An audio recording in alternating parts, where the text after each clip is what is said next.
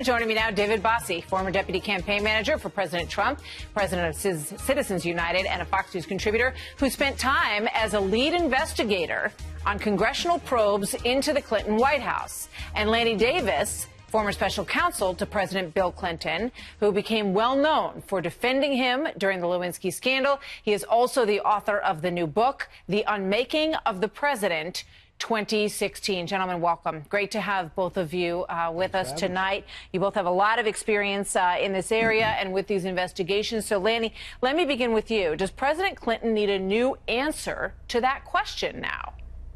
Well, I'm only going to give one comment on this topic. President Clinton apologized to the American people publicly. He apologized to Ms. Lewinsky and her family publicly. And he apologized to his wife and family. And by the time he left office, the American people's judgment was a 65% approval rating, the highest of any second-term president since polls were invented. That's about all I want to say about that topic. Understood. You know, David, let me get your response to this. It's also interesting that, you know, the part where he says, I left the White House $16 million in debt. Don Trump Jr. Tweeted about that today. He said, did Bill Clinton just Me Too Monica Lewinsky? I almost have no words. Props for him always being ahead of the curve as the first male to publicly somehow claim victimhood from his actions against women. Ballsy, stupid, but ballsy, says Donald Trump Jr. Your thoughts, David? Well, it's Bill Clinton. It's perfect, quintessential Bill Clinton. He's the victim here. He's the victim as the president of the United States who used his position of power over a 20-year-old intern. He's the victim after all these years. It's ridiculous. Bill Clinton only admitted the truth, which was that he had an affair with Monica Lewinsky only because the special prosecutor got a subpoena to draw his blood to force him to admit that he left physical evidence on a blue dress. That is how disgusting the facts were that we had to deal with in the 90s. All right. You know, Lanny, in terms of the broader investigation, at the time you fought very hard against independent counsel Ken Starr. You said that he was out of control, that there wasn't a scintilla of evidence against Bill Clinton in the Paula Jones case. And now Mark Penn, who also worked in the Clinton White House, he's very concerned about this. He says, I lived through it in 1998, and I think it's wrong, and I think it's what's happening again. Do you agree with Mark Penn? I have no idea what Mark said. He's a good friend of mine, and I have no idea what quotes you're using. He's written about 5 or 6 columns that basically say that he thinks this investigation's out of control. I just said I have no idea what Mark Penn said. He's a good friend of mine. This investigation has been going on for 1 year.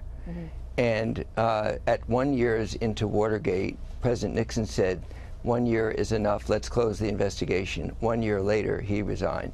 I think Mr. Mueller is highly respected. Trey Gowdy, who I never thought I would quote David in praise after what he did on Benghazi. Trey Gowdy has told President Trump the following: if you're not guilty, then act like it. So let's let Mr. Mueller do his job. Lanny, let me just correct you on one thing, and that is that this investigation will have been going on for 2 years this August. 2 years. The House and Senate started their investigations in August of 16. Let's not forget that. So, yes, Mueller has been in office just over a year, but this investigation's been going on for 2 years, Lanny. No, Lanny, it's been going on for 2 years, and there's been no evidence whatsoever of any collusion. And that's what this investigation was about. It wasn't about, you know, Paul Manafort and what he did 10 years ago, even though he's you know, going to be convicted, it looks like, on other issues. Has nothing to do with the president and the campaign's collusion. That's the president's point. He didn't do anything wrong.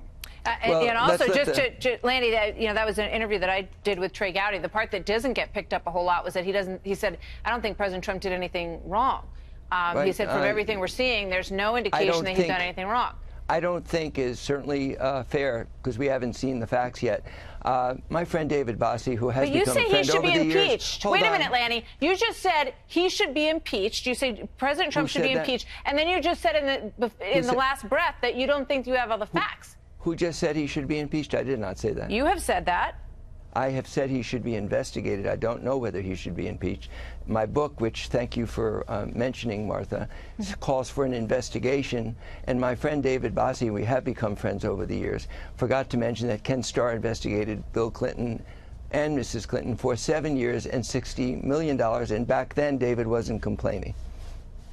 Well, that's because Bill Clinton had one problem after another. It was one of the most corrupt administrations we ever saw. You look at how many independent counsels there were, Lanny. Look at how many different investigations there were, because there was corruption at every turn. This is an investigation, looking for some facts, but there's none there, and that's been the president's point the entire time. Let's wait for the facts to come out. But by the way, David, the last independent counsel after Mr. Starr found no evidence of any criminal wrongdoing by either Mrs. Clinton. Despite all your efforts, it ended up in a big 0.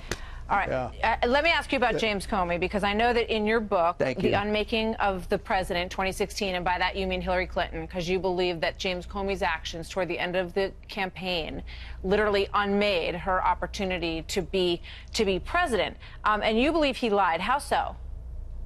Well, this is where, again, David and I may actually agree on something.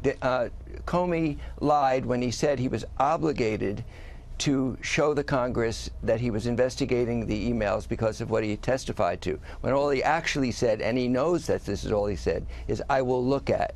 When he finally looked at 6 days later, as we all know as a matter of history, he found nothing there, and on November 6, 2 days before the election, he told us there was nothing there. I also agree that he should have been fired, but by President Obama, because he violated Justice Department fundamental rules.